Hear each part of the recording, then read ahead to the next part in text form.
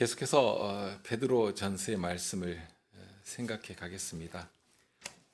오늘 살필 말씀은 베드로전서 2장 11절부터 17절까지입니다. 낭독하겠습니다. 사랑하는 자들아, 나그네와 행인 같은 너희를 권하노니 영혼을 거스려 싸우는 육체의 정욕을 제어하라. 너희가 이방인 중에서 행실을 선하게 가져 너희를 악행한다고 비방하는 자들로 하여금 너희 선한 일을 보고 권고하시는 날에 하나님께 영광을 돌리게 하려 함이라.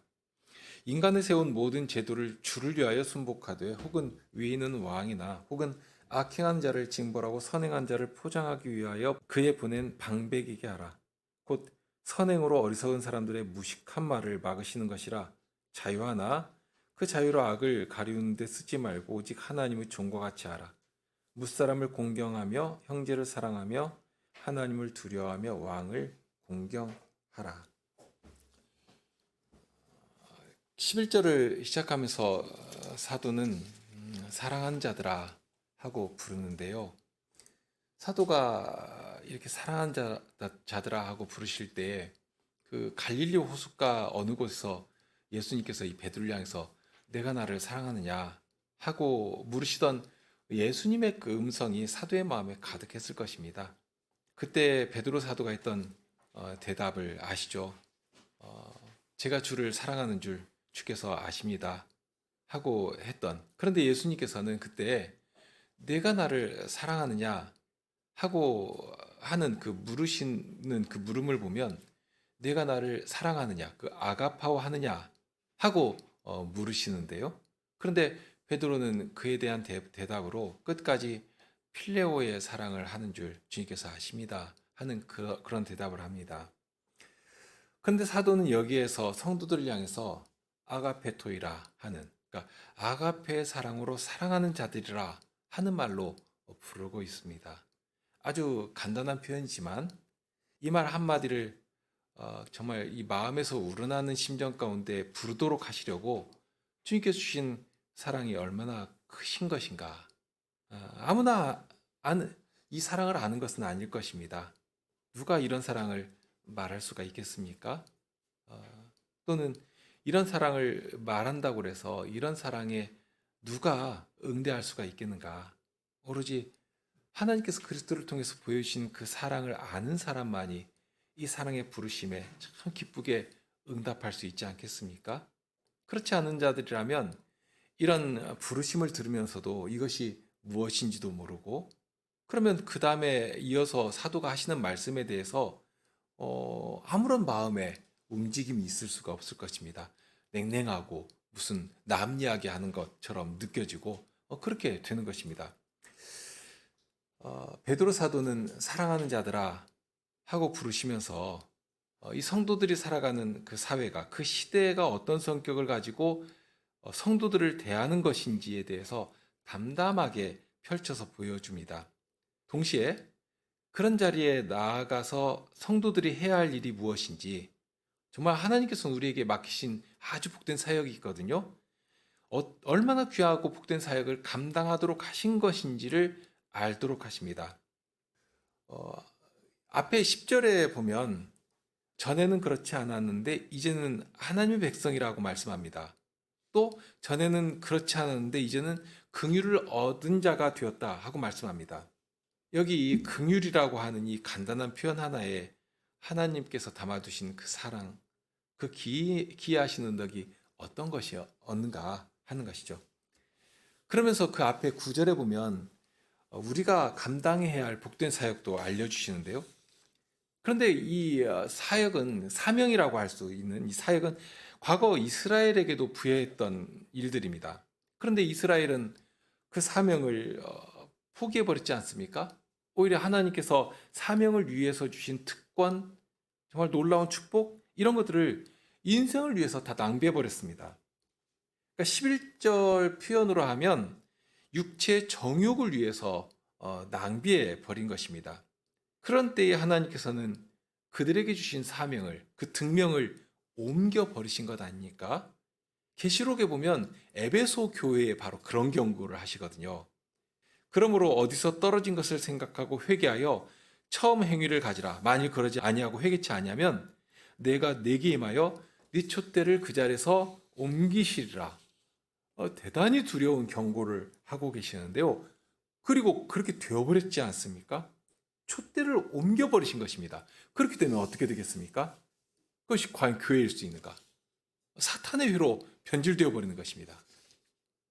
다만 그런 일이 발생된다고 할지라도 온 땅을 향한 하나님의 경영은 주춤거리거나 멈추지 않습니다. 바울 사도가 로마서 11장에서 이런 말씀을 하십니다.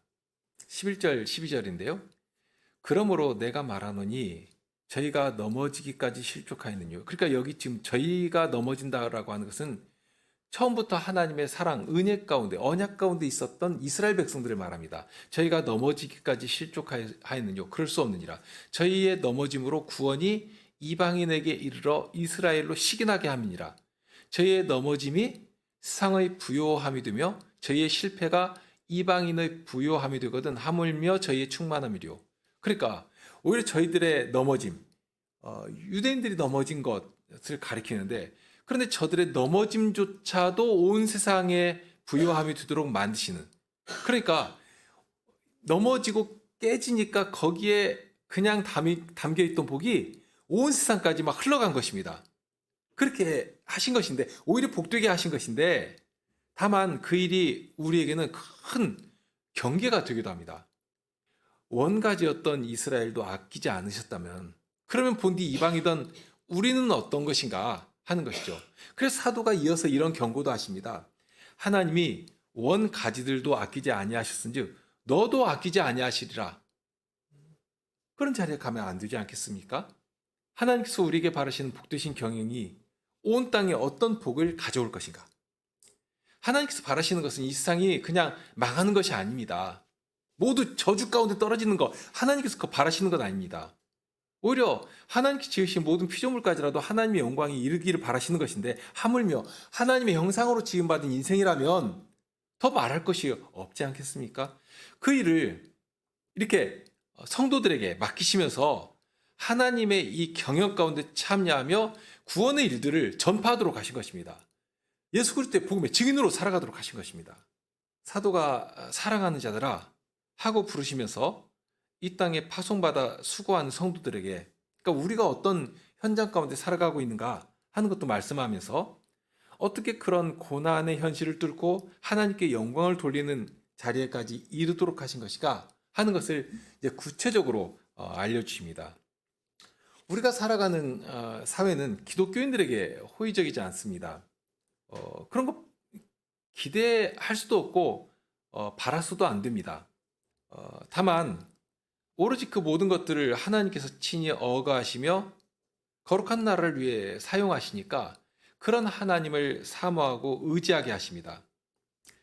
비록 우리에게 전혀 호의적이지 않은 세상일지라도 그 안에 파송된 그리스도의 사람이 어떤 방식으로 하나님의 뜻을 전하고 하나님의 다스리심을 나타내야 할 것인가, 구현해내야 할 것인가 하는 것을 알려주시는데요. 오늘 읽은 말씀에 보면 처음 나오는 것이 13절에 제도를 순복하라고 하십니다. 그리고 제도라고 할 때에 이제 대표적인 예로 드는 것이 왕이나 총독입니다. 이런 권세자들, 하나님께서 그런 제도를 두시고 세우신 자들이니까 그런 권세자들에게 순복해야 한다 하고 알려주십니다. 아마 이 서신서가 기록될 당시 그 아주 악명 높은 그 네로가 로마 황제였을 것이고요. 다만 아직 네로가 극단적인 핍박을 가하던 때는 아니었겠지만 그럴지라도 기독교인들에게는 전혀 호의적이지 않았습니다. 모든 면에서 불이익을 주고 괴롭히고 하던 그런 사회 분위기가 아주 팽배해 있을 때입니다. 그런데도 불구하고 그런 왕에게 혹은 그런 총독에게 순복해야 하는 것이다 하고 명령하십니다. 다만 여기에 이제 주의해야 할 부분이 있는데요. 무조건 순복해라 하고 하신 것은 아닙니다. 13절이나 14절을 읽을 때 전체를 다 읽고 그 문맥 안에서 이 말씀이 의미하는 바를 찾아가야 할 것인데요. 그냥 순복해라 하는 명령 딱 하나만 하신 것이 아니라 순복해야 하는데 어떤 조건을 거기에 거십니다. 그러니까 자칫 이렇게 권세자들에게 순복하는 것이 하나님의 뜻이다 하고 순복하라는 명령만 강조해버리면 굉장히 이게 거칠고 기울어진 이해가 될 것입니다. 13절과 14절을 보면 순복해라 하고 말씀하시면서 그러니까 13절부터 17절까지가 하나의 단락으로 구성되어 있는데요. 그러니까 시작하는 부분에 순종하라 하는 말씀을 하시면서 나가는 말씀인 17절에 보면 거기에 순종하라 하는 말과 함께 큰 기둥처럼 받치고 있는 명령이 뭇 사람을 공경하라 하는 명령이 나옵니다. 그러니까 이 두 말씀, 그러니까 13절, 14절과 17절이 한 쌍처럼 되어 있는 것도 주의해야 합니다. 그러니까 권세자들에게 순종하는 것이나 뭇사람을 공경하는 것이 어느 한쪽으로 이렇게 기울어지면 안 된다는 뜻이기도 합니다. 예를 들면 권세자에게 순종하는 것이 뭇사람들을 공경하는 것과 반대가 되는 일이라면, 그래서 자칫 독재자의 수족이 되어가지고 움직이는 일이 국민들에게 대단히 불평등하고 악한 일이 된다면 그것은 이 말씀을 바로 이해하고 순종하는 것이 안 된다 하는 그런 말씀이기도 합니다. 그러니까 함께 간다 하는 것. 그래서 13절과 14절에는 왕과 총독에게 순복하라 하는 말씀이 나오고요. 그럼 17절에서는 뭇사람과 왕을 공경하라. 개혁 성경에는 이제 존대하라, 왕은 존대하라고 나오는데요. 그러니까 이것이 이제 한 쌍처럼 이렇게 바깥을 받치는 기둥처럼 되어 있습니다. 그러면 권세자들에게 순종하는 것이나 뭇사람을 공경하는 일이 어떤 결과를 만들어내는 것인가, 혹은 그것을 어떤 동기로 움직여 나가야 할 것인가. 실은 이제 이것이 사도가 강조해서 알도록 하시는 말씀입니다. 그렇기 때문에 이 13절부터 17절까지를 구조적으로 보면 약간 느슨하지만 13절과 14절 그리고 17절이 바깥 구조를 이루고 있고 그 안에 15절과 16절이 이렇게 알맹이처럼 놓여 있는 구조로 되어 있다 하고 볼 수가 있습니다. 그러면 사도가 강조하는 말씀은 몇 절과 몇 절이겠습니까? 가운데 있는 것이거든요. 15절과 16절이다 하는 것을 알 수가 있습니다. 이게 히브리 문학의 특징이니까요. 그러면 그 부분을 보면 이렇습니다. 곧 선행으로 어리석은 사람들의 무식한 말을 막으시는 것이라. 이제 그러면서 자유하지만 그 자유로 악을 가리우는 데 쓰지 말고 오직 하나님의 종과 같이 하라 하고 하십니다. 그러니까 우리를 움직여가는 그 동인이 무엇이냐? 우리에게 주신 이 자유를 아주 선용해야 하는 것인데, 그러면 우리에게 주신 자유를 무엇을 위해 사용해야 하느냐? 자칫 우리에게는 자유를 악한 일을 가리우기 위해서 쓰는 일도 있으니까 그런데 쓰면 안 되는 것이다. 오히려 우리에게 있는 자유를 무엇을 위해 써야 하는가? 하나님의 종이 되는 자리에다 써야 한다. 그러니까 우리가 자유를 어디다 쓰는가에 따라서 우리가 진짜 참된 자유자인가, 아니면 겉으로는 마음대로 하는 것 같은데 실은 짐승과 같은 노예에 불과한 것이냐 하는 것을 나타내는 것이 된다 하는 그런 말씀이기도 합니다. 말이 좀 어렵게 되었습니다만 사도가 강조하는 말씀은 우리가 순종하든지 또는 자의적인 판단으로 우리가 달리 다른 길을 선택하든지, 그러니까 우리는 선택할 수 있는 자유가 있다, 우리는 자유자가 되었다 하는 사실이 이 말씀에 전제되어 있습니다. 그러니까 예를 들면 직장을 구하는 것도 그런 것인데요. 자칫 사람들은 돈을 얼마나 주느냐 하는 그 가치가 가장 우선 시도입니다. 그러니까 돈의 노예가 되는 것이죠. 또는 현실에 쫓겨가지고 무엇이라도 자신의 의지와는 상관없이 막 쫓겨가듯이 무엇을 택하는 일도 있을 수 있습니다.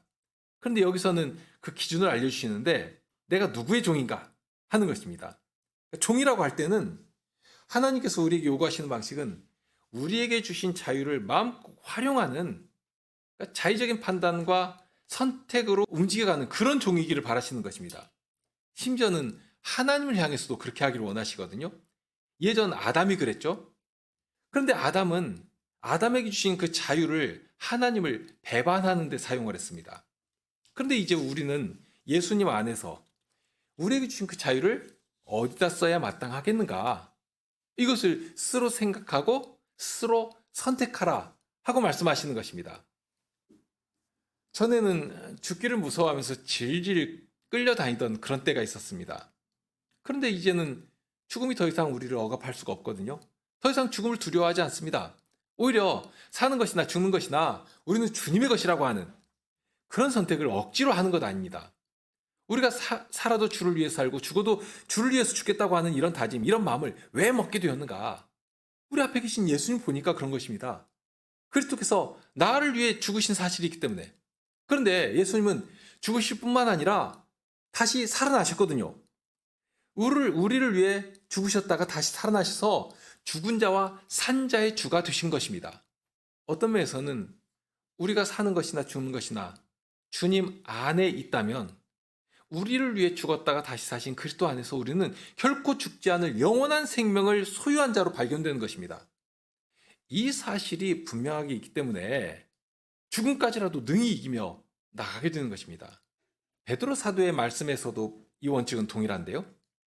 이제 18절 이하로 가면 어떤 권세자들뿐만이 아니라 일상에서 대하는 어른이나 어떤 상관에 대해서도 우리가 어떤 태도로 대해야 할 것인가, 어떤 태도를 가지고 움직여야 할 것인가를 교훈해 주실 것입니다. 그런데 그런 모든 교훈을 하시면서 언제라도 우리에게 주신 말씀이 우리가 무엇을 바라보고 나가야 할 것인가, 우리 앞에 계신 그리스도를 바라보도록 하시는 정말 절대 기준처럼 우리 앞에 딱 세워주시는 것입니다. 그러니까 중요한 것은 이렇게 하는 그 중심에 어떤 마음과 어떤 생각이 뿌리 깊이 내리고 있어야 하는가? 우리는 사람을 두려워한 자들이 아니다.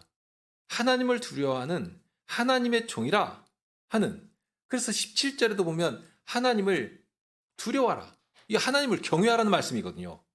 그러니까 하나님을 두려워하는 종으로서 살아가 한다고 하는, 그런데 그것을 억지로 하는 것이 아니라 마치 예수님께서 본을 보여주신 것처럼 예수님께서 기꺼이 당신을 종의 자리에 내려놓으시고 순종하셔서 우리의 구원이 되셨지 않습니까? 그러니 예수님이 구원을 받은 우리도 주님을 따라서 기꺼이 나를 하나님의 종의 자리까지 드리면서 하나님의 영광을 나타내는 그런 자로 살아가게 되는 것입니다. 13절에 따르면 순복을 해야 하는데 순복할 대상의 대표로 언급되는 것이 왕이나 총독입니다. 주의할 것은 이것이 사람 자체에 대한 순복으로 한정시키면 안 됩니다.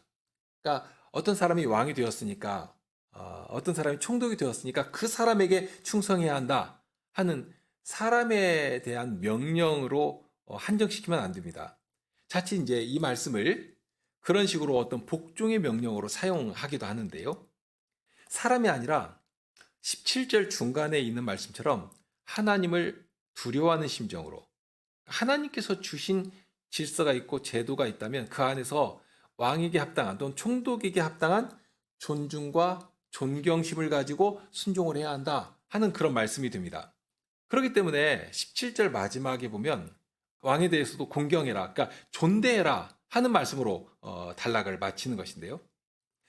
그런데 거기에 이제 왕을 공경하라, 이제 그 우리 성경은 공경하라고 되어 있지만 그 개정개혁 성경은 그게 무사라면 공경하고 왕은 존대하라 하는 이렇게 달리 번역을 해놨지만 실은 그게 같은 단어입니다.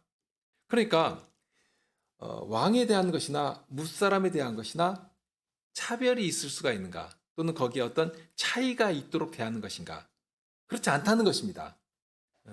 왕에게는 어떤 높은 사람이니까 권력이 있으니까 그만큼 돌리고, 무사람에게는 그냥 일반 평범한 사람이니까 좀 별다른 방식으로 그렇게 공경하라 하는 것이 아니라 무사람이나 왕이나 그 사람에게 합당한 가치를 돌리고 존중히 여기는 것이 마땅하다 하는 큰 원칙을 알려주시는 것입니다.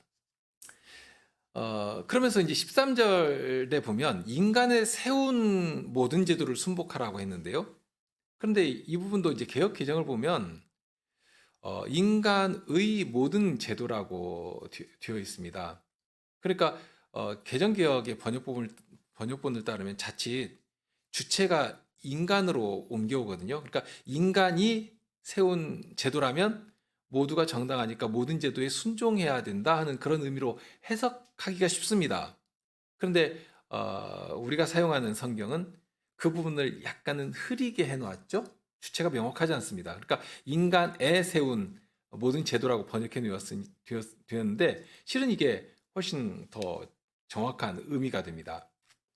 그렇게 인간에 세워진 제도, 이 제도를 세운 주체를 인간에게로 다 가져오지 않고 그 중간 어디쯤에다가 이렇게 희미하게 놓아두고 있는 것인데요. 그러면서 순종할 때에도 그러니까 무조건 순종해라 그것이 아니라 거기에 아주 중요한 조건이 있다 하고 조건 하나를 알려주십니다. 가운데 들어가 있죠. 누구를 위하여 하라. 주를 위하여 하라 하고 알려주십니다. 그렇게 되니까 인간에 세운 어떤 제도라고 해도 이 조건에 제약을 받게 됩니다. 더 정확하게 말하면 인간에 세운 제도가 주님의 선하신 뜻 안에 있는 제도여야 한다 하는 뜻이 됩니다. 그러면서 이제 구체적으로 보면 그러면 주님께서 바라시는 그 선하신 뜻이 뭐냐 이제 14절 상반절에 그걸 보여주는데요. 그런 제도 안에 있는 권력이 여기에 이제 구체적으로 적용됩니다. 악행하는 자를 징벌하고 선행하는 자를 포상하기 위해 보낸 총독이라고 되어 있습니다. 그러니까 총독에게는 무조건 복종해라 하는 뜻이 아니라 총독도 자기가 가진 권한을 이런 데 사용해야 한다 하는 뜻이 되고요. 그렇게 되면 아주 기꺼이 순종해야 한다, 순복해야 한다 하고 알려주신 것입니다. 그리고 그 결과, 어떤 결과가 나오는가? 그걸 그렇게 한즉 신자들이 드러낼 선한 행실이 된다. 순복하는 것이 선한 행실이 된다 하고 말씀합니다. 그러니까 우리가 이 땅에 나그네로 또는 행인으로 살아가지 않습니까? 그러면 외인이니까 지나가는 과객이니까 그러면 이 세상의 질서나 제도나 직분에 대해서 이거 세상 것이니까 나는 무시해도 돼. 이렇게 살아가도 되는 것인가? 그렇게 해서는 안 된다 하는 말씀입니다. 오히려 왕이나 총독이나 이런 직분도 하나님께 세우신 것이고 목적이 있도록 세우신 직분들이니까 그들에게 순종하는 것이 신자에게는 선한 행실이 된다 하고 알려주신 것입니다. 그러면서 순종할 때도 분명히 제약이 있다는 사실도 알려주시죠. 인간에 세운 제도가 정당하기 위해서는 하나님의 선하신 뜻을 드러내는 그런 제도, 그런 직책, 그리고 만물까지라도 복되게 하는 그런 제도여야 하겠다 하는 것입니다. 인간에 세운 제도니까 무엇이라도 순종해라. 이렇게 이해하면 안 됩니다. 다만 그렇다고 해서 우리가 개인적으로 판단을 해가지고 이건 악하니까 안 해도 돼. 이건 그릇되어 있으니까 이것은 당장 타파해 나가야 돼. 하고 이런 마음을 먹을 수가 있는데 그런 부분도 조심해야 합니다. 예를 들면 과거 일본 제국이 우리나라를 강점하고 있을 때 교회까지라도 자기들 수하에 두고서는 신사참배를 하도록 아주 강제를 했습니다. 그러면서 이 명분을 붙이기를 이 신사참배는 이거 우상숭배가 아니라 단순히 국가에 대한 예의다. 그러니까 우리가 국민 의례라고 하는 것이 있지 않습니까? 그런 것 같은 것이다. 같은 맥락이다. 하고 이렇게 가르쳤습니다. 그래서 이 교회 안에다가 그런 것들을 세워놓고 신사참배를 하는데 일본의 왕실이 있는 곳을 향해서 먼저 요배를 하고 그러니까 신사참배를 하고서는 그 다음에 이제 예배를 시작하도록 만들어 놓았습니다. 많은 교회들이 거기에 동참을 한 것이고요. 그런데 믿음의 선배들, 특히 김홍전 목사님 같은 경우에는 얼마나 분명하게 그 우상숭배다, 할 수 없는 일이다 하고 판단하고 개결하게 나왔습니까? 그렇다고 해서 그것을 무슨 독립투사들이 저항운동 하듯이 한 것이 아니거든요. 오히려 그 어려움을 그냥 감내하면서 그렇게 묵묵히 신실한 성도로 살아간 것입니다. 그러니 무슨 일인가 이거 악한 일이다 해가지고 운동하듯이 그렇게 저항의 기치를 들고 나가는 그런 일에 대해서는 우리가 대단히 주의해야 합니다. 그러기 전에 사도가 여기서 말씀하시는 것은 먼저 순복해라 하고 명령하신 것이지 스스로 판단해가지고 옳은 일은 순종하고 하지만 그릇되었으면 그것을 저항하고 타파해야 하는 것이다 하는 그런 말씀을 하신 것은 아닙니다. 다만 주의할 부분이 순종하는 것도 그렇고 자유를 사용하는 것도 그렇고 목적이나 그 기준이 아주 분명해야 합니다. 그러니까 많은 사람들이 하니까 또는 사람들이 할 때 자기만 이렇게 튀면 안 되는 그런 일들이 있으니까 맹목적으로 하거나 따라 하거나 해서는 안 됩니다. 사도가 알려주시는 사실이었는데, 그럼 먼저 모든 제도에 순종하는 이유가 무엇이냐? 그리고 그로 인해 어떤 결과가 나와야 하는가 하는 것을 15절에서 알려주십니다. 15절에서 가르쳐 주시는 그 목적은 우리가 선행을 하게 되면 어리석은 사람들의 무식한 말을 막게 된다. 그러니까 어리석은 자의 무식한 말을 막는 용도로 사용하신다 하고 알려주십니다. 무식하다는 말이 무엇일까요? 학교를 안 다니거나 배운 것이 없어서 이게 무식하다는 말인가? 그렇지 않습니다. 여기 이제 무식하다는 말은 하나님을 아는 지식과 연결된 단어입니다. 그러니까 하나님께서 당신을 알 만한 것을 역력하게 다 보여주셔도 오히려 마음이 어두워져 가지고 더 악한 자리로 막 자꾸 내려가는 그런 것을 말합니다. 그러니까 여기 선행이라고 하는 것이 착한 일을 많이 하는 것이 아니라 우리가 서 있는 자리에서 우리의 말과 행실로 하나님이 어떤 분이시냐, 하나님의 다스리심이 어떤 모습으로 나오는 것이냐 하는 것을 우리의 그 선행을 통해서, 하나님 나라의 성격을 통해서 은근히 이렇게 알리는 그런 것입니다. 예수님께서 보여주신 본을 보면 아주 잘할 수가 있는데요. 마가복음 3장이나 누가복음 그 6장에 보면 예수님께서 안식일에 회당에서 오른손 마른 어떤 사람을 고쳐주신 기사가 나옵니다. 그런데 그 아픈 사람을 고쳐주실 때 거기 함께 있던 서기관과 바리새인들이 예수님이 안식일에 하지 못할 일을 하는가 해가지고 송사할 빈거를 잡기 위해서 엿봤다 하는 말이 나옵니다. 악한 의도를 가지고 이렇게 나쁜 눈으로 이렇게 보는 것입니다.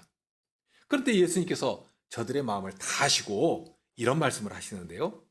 안식일에 선을 행하는 것과 악을 행하는 것, 생명을 구하는 것과 멸하는 것, 어느 것이 옳으냐? 하고 이렇게 물으십니다. 생각하도록 하시는 것이죠. 그러신 후에는 주저함 없이 손 마른 사람의 손을 이렇게 고쳐주시거든요. 얼마나 기뻤겠습니까? 손톱 밑에 있는 가시 하나만 빼도 그렇게 막 자유를 얻고 기쁜 것인데 손이 말라 비틀어져 있던 것을 고쳐주시니 아마 기뻐가지고 폴짝폴짝 뛰었을 것입니다. 큰 소리로 하나님을 찬송했을 것입니다. 병 나은 사람만 그랬겠습니까? 성경의 기록을 보면 예수님께서 이런 큰 놀라운 기사를 행하시면 항상 그 병 나은 사람만 기뻐하는 것이 아니라 그 일을 목격한 많은 사람들이 하나님의 크신 일 앞에서 정말 감사하며 찬송했습니다. 하나님께 영광을 돌렸다 하는 말이 마치 후렴구처럼 따라옵니다. 그러니까 함께 기뻐하고 함께 영광을 돌린 것입니다. 너무 자연스럽죠? 당연한 반응입니다. 예수님께서 하신 일은 그런 것입니다. 하나님의 사랑이 얼마나 크신가. 죄인들까지라도 불쌍히 여기시고, 그러니 예수님께서 일부러 죄인들을 찾아가시지 않았습니까? 아프고 병든 사람들을 찾아가시고 그들의 병을 고쳐주셨습니다. 정말 눈물로 회개한 자들의 죄를 용서하시면서 자유함을 얻게 하셨습니다. 그러니 사람들에게 그렇게 비난받고 욕을 먹는 세리들, 심지어는 창기들까지라도 찾아가시는데 전혀 꺼려하지 않고 오히려 찾아가시면서 회개한 자들의 눈물을 씻어주시고 정말 자유케 하는 복음을 전해주셨습니다. 그런데 하나님의 율법에 통달했다고 하는 바리새인들이나 서기관들은 어떠했던가 하는 것입니다. 예수님께서 그렇게 하나님의 사랑을 보여주셔도 그것을 꼬투리 잡아가지고 송사하려고 하고 심지어는 죽이려는 마음까지 먹은 것입니다. 예수님은 손이 마른 사람의 그 중심에 있는 그 고통을 보시고 그를 낫게 하신 것이고, 더구나 안식일의 의미를 생각하면 안식일은 구원의 날 아닙니까? 자유케 하는 날이거든요. 그러면 안식일에 그런 일을 행하시면 안식일의 의미가 훨씬 더 이게 아주 정말 복되게 드러나는 것 아니겠습니까? 참 안식일에 이런 자유와 회복을 주시는구나 하고 모두 감사할 일인데, 그런데 오히려 그런 것을 보면서 악한 마음을 품는 것입니다. 그러니까 여기 바리새인들이나 서기관들이 오늘 본문 15절의 표현을 빌자면 어떤 말을 하는 사람이 될 것입니까? 무식한 말을 하는 사람이 되는 것입니다. 그런데 예수님께서 선한 일을 행하시니까 어떻게 됐습니까? 바리새인이나 서기관이나 그런 무식한 말을 할 수가 없게 된 것입니다. 예수님께서는 이렇게 하나님께서 주신 권세를 하나님의 선하신 일을 나타내시는 그런 일을 위해서 정말 마음껏 사용하셨습니다. 반면에 당신을 위해서는 사용하지 않으시거든요. 예수님께서 잡히시던 마지막 밤 겟세마네 동산에서 이렇게 잡혀가실 때도 그랬습니다. 대지장들의 그 군사들이 몽치와 병기를 들고서는 우르르 몰려와 가지고 마치 무슨 그 강도 잡듯이 그렇게 예수님을 잡으려고 했는데요. 그때 제자 중에 한 사람이 칼을 뽑아 가지고 그 대지장의 종자의 귀를 쳐서 떨어뜨린 일이 있었습니다. 그런데 예수님께서는 그 칼을 거둬라 하고 하시면서 이런 말씀을 하시는데요. 너는 내가 내 아버지께 구하여 지금 12영 더 되는 천사를 보내시게 할 수 없는 줄로 아느냐. 예수님은 그런 권세가 있으셨거든요. 여기 영이라고 하는 것은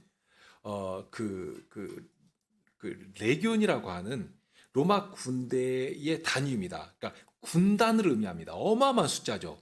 마치 지금으로 치면 한국에는 세 개의 군단이 있는데요. 1군단, 2군단, 3군단이 있는데 그 안에 사단들이 있고 여단들이 있고 그러니까 이 군단이라고 하는 것이 어마어마한 군인들이거든요.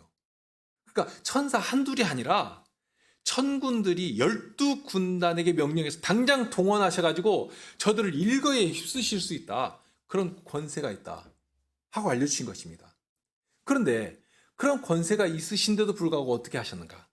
사용하지 않으신 것입니다. 오히려 내가 만약 그렇게 하면 이런 일이 있으리라 한 성경이 어떻게 이루어지리요?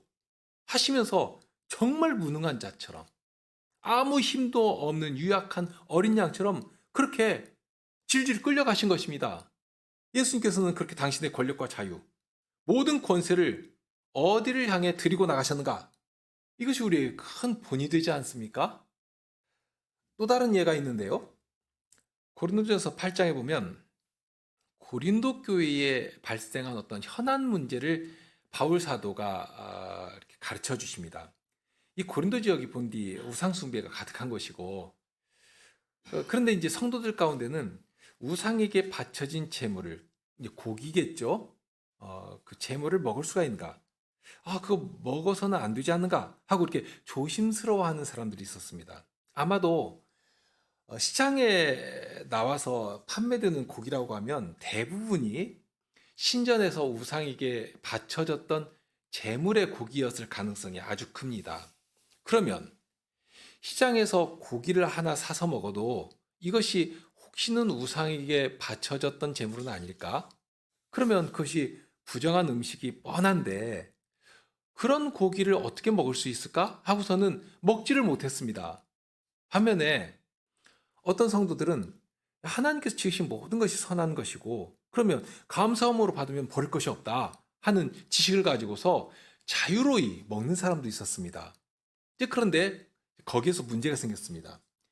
조심스럽고 꺼려져서 먹지 못하던 사람들이 이렇게 자유롭게 먹는 사람들을 보고서는 자기 마음에는 여전히 가책이 막 이렇게 그러니까 신앙 양심의 가책이 있고 막 꺼려지고 한데도 불구하고 그냥 무시하면서 저 사람도 먹으니까 나도 저거 해도 되는가 보다 하고서는 나도 먹고 그냥 즐거워하자 하는 마음을 가지고 먹게 되는 것입니다. 바울 사도는 거기에서 믿음이 약한 자들이나 강한 자들이나 누구의 탓을 하고 있지는 않습니다. 다만 하나님께서 그런 선택의 자유를 주셨다면 그 자유를 무엇을 위해서 사용해야 마땅한 것인가 하는 것을 알려주시는데요. 그때 사도가 결론처럼 한 말씀이 있습니다. 8장 13절에 보면 그러므로 만일 식물이 내 형제를 실족케 하면 나는 영원히 고기를 먹지 아니하여 내 형제를 실족지 않게 하리라. 바울 사도가 꺼려서 안 먹는 것 아닙니다. 무엇을 먹어도 전혀 꺼림이 없었거든요. 우상에게 바쳐진 제물이라고 해서 무슨 그게 걸릴 것이 있겠습니까? 예전에 우리나라도 그런 일이 좀 있었는데요. 이 제사상에 올려진 제사 음식을 먹을 수 있느냐, 예수 믿는 사람이 먹을 수 있느냐 없느냐 하고 고민하는 일이 있었지만 무슨 그 거리낄 것이 있습니까? 그러니 혹시 먹어야 한다면 귀한 식물을 주신 하나님께 감사하면서 아주 기쁘게 먹으면 됩니다. 하지만 그 일이 형제를 실족하게 하는 일이 된다면, 아무리 내 입이 즐겁고 내 몸을 이렇게 건강하게 하고 힘을 얻는, 내 자유를 즐거이 사용하는 그런 일이 된다고 할지라도 나는 형제를 위해서 내 자유를 사용하지 않겠다 하고 말씀하신 것입니다. 그러니까 자유를 나를 위해 쓰는 것이 아니라 형제를 위해 사용하는 것이죠. 이것이 본질적으로 보면 그를 사랑하시는, 그 성도를 사랑하시는 하나님을 위해서 내 자유를 쓰는 일이 되는 것입니다. 예수님께서 보이신 본이나 사도의 이 권면을 보더라도 우리에게 주신 자유를 무엇을 위해서 어떻게 사용해야 할 것인가 하는 것을 잘 교훈받을 수 있지 않습니까? 자, 오늘은 이만한 정도에서 멈추겠는데요. 하나님께서는 우리에게 아주 귀한 선물을 주셨습니다. 그것이 자유입니다. 처음에 아담과 하와에게 주셨던 그 자유보다도 더한 자유를 주셨습니다. 그렇다면 그 자유를 무엇을 위해 사용해야 하겠는가 하는 것입니다. 그러면서 동시에 이 땅에 세우신 질서와 제도가 있어서 선한 목적을 이루도록 하신 하나님의 뜻이 그 안에 담겨 있다 하는 것도 알게 하십니다. 그런 일에 대해서 우리는 하나님의 백성으로 마땅히 존중할 자에겐 존중을 보이고 또 무사람에게도 선한 영향력을 끼치도록 우리에게 주신 이 자유를 마음껏 사용할 의무를 지워주십니다.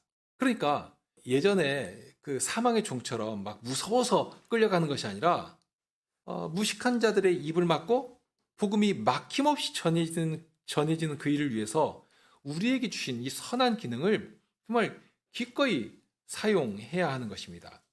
그런 데서 우리가 자유자라, 자유인이라 하는 능력을 나타내게 되는 것입니다. 우리에게 주신 자유는 우리의 악을 교묘하게 가리기 위해서 사용되어서는 안 됩니다.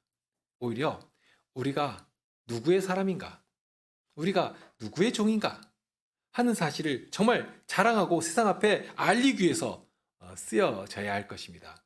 그런 자들의 발걸음을 주님께서는 친히 주장하시고 그의 발걸음을 힘있게 세워주실 것입니다.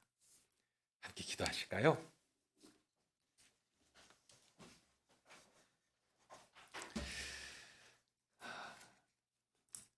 참 저희가 주님께서 파송하여 보내신 세상에 살아갈 때 저희들이 얼마나 약하고 낮은 자들이고 유약한 자들인 것인가 하는 것을 늘 느끼는 것인데, 그런데 주님께서는 저희와 함께 하시면서 저희가 마땅히 사용해야 할 귀한 능력과 자격이 무엇인지를 알도록 하십니다.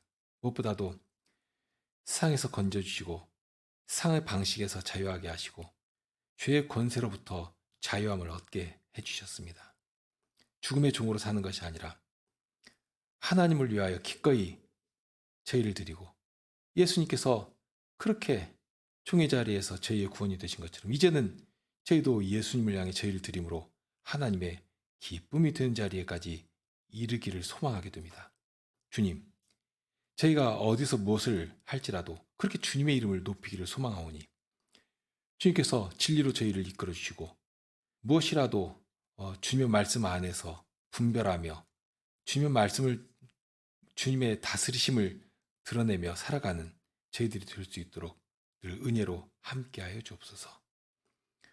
우리 주님 예수 그리스도의 이름으로 기도드립니다. 아멘.